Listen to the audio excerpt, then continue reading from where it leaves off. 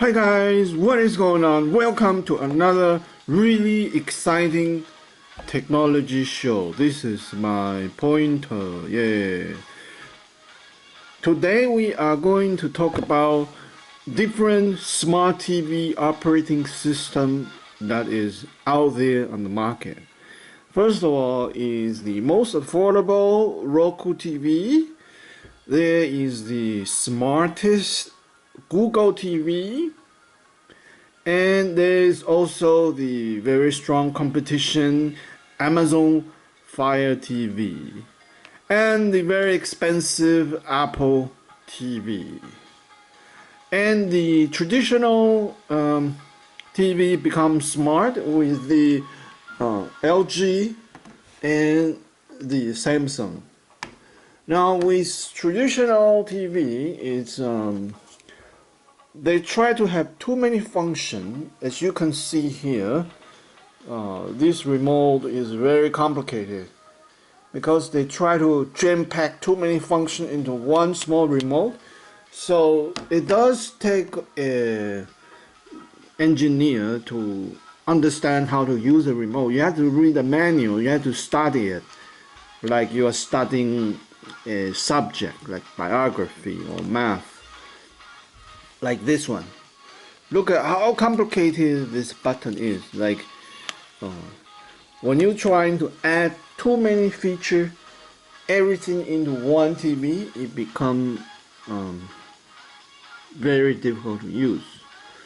Now, there are many streaming platforms available on the market. Which one should you choose? Or which one should you eliminate? First of all, I think the Apple TV is way too expensive. Like their box, they're charging close to $200. Of course, it has very nice quality. It's all aluminum, and it just gives you a nice feel. And the system is snappy, but when a product is overly priced, it's just automatically out of the choice. Like it's not a popular choice. So we are leaving with three choices left. Which system to get? The Amazon Fire TV system, the Google Chromecast Google TV system, or the Roku system. In this episode, we are going to talk about how these three are different. First of all, if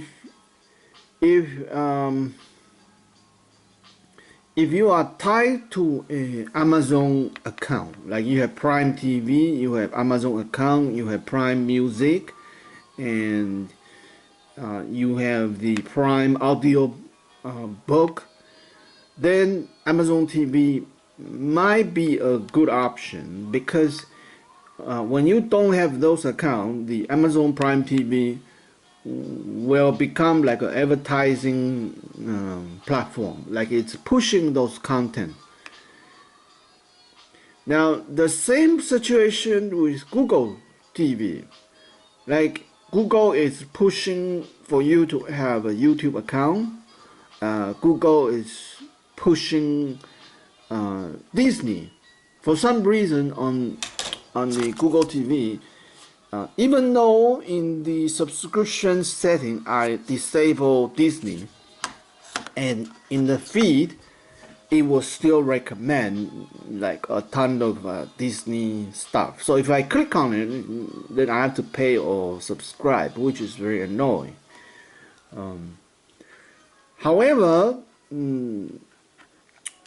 Google TV is still a very strong competition. So by here we can kind of eliminate the Amazon Fire TV because it's just pushing content of Amazon stuff to you, and it's just not the best.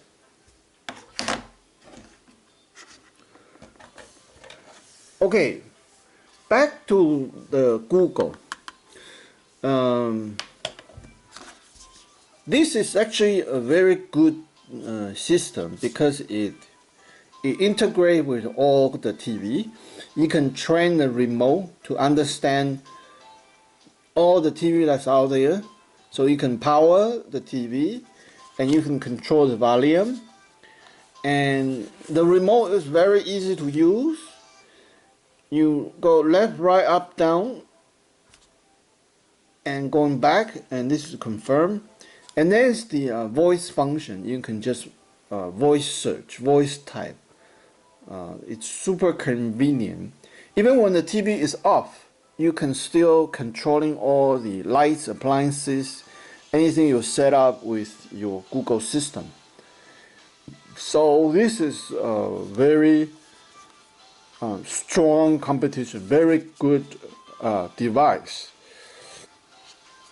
And it recognized that YouTube, Netflix is probably the one that you'll be using all the time.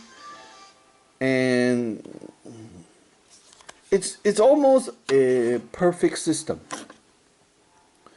So this is a Bluetooth control, so you don't have to point at it unless you are controlling the TV. But just that one thing, it kind of push the Disney content to you quite a bit. Now let's look at the Roku. Roku is so amazing, and it is the #1 streaming platform in Canada and US, and the market share is over 30%. For one thing, it's very simple to use. There is no complication. You don't have to see like 100 buttons in front of you trying to figure out and learn what button do what. It's very simple to use. And Google is copying Roku in terms of the design. And why Roku selling so well? Because it has a free TV tuner inside. It works exactly like a TV. You can just go up and down surfing the channel. Also, Roku has the integration with your cell phone. Like any cell phone, you can just download the Roku app, and instantly it become a Roku remote. So on the TV, sometimes you have to type to search. Your phone can become the keyboard. And it's very good for private listening. That with Roku, you can just plug in any headphone, boom, into your cell phone, and you become private listening with Roku. Now, on the Google, to do the private listening, you have to hook up a Bluetooth headset, and which can be complicated to set up, because we all have our phone with us and there's no setup. You just plug it in. It's kind of this mechanical thing is much easier to use. And with Fire TV, it's the same thing. It's like it's Bluetooth. You have to use a Bluetooth headset to set up. So the integration of the cell phone on the Roku is super nice. Another thing that Roku did extremely well is the interface. The Roku interface, when you press home, is totally customizable. There's a bunch of themes you can change to. For example, I kind of like the Star Trek theme where it's all futuristic and crazy blue lights. You can change your icon, you can change your order, and you can change the name of your connection, like HDMI 1, HDMI 2. I changed to call PC or Mac, and I changed the icon to like a gaming icon. Like with Roku, you can totally customize your TV. And this is why they're successful. First, they make it simple to use. And second, there's free TV inside. And there's integration with your cell phone as a remote control and listening device. And finally is the ability to customize your menu, so you feel, wow, this thing is so easy to use, so lovely to use, so fun to use. It's just so good to have. On the other hand, on the Google TV, you can't really customize it. It's a Google system. You have to follow whatever they give you. No integration with the cell phone, and there's no free TV. It's a lot of commercial. Like every YouTube video you try to watch, there's two commercial. Like it can drive you nuts, and it's just annoying. Same thing. Amazon is a lot of advertisement on it. Like you can't really customize it. There's no integration with your cell phone. There is no free TV. And Apple TV is just too expensive. Also, Apple is pushing Apple content to you. But Roku is sort of a neutral platform. On Roku, you can watch YouTube. On Roku, you can watch Amazon exclusive content. On Roku, you can watch Apple TV exclusive content.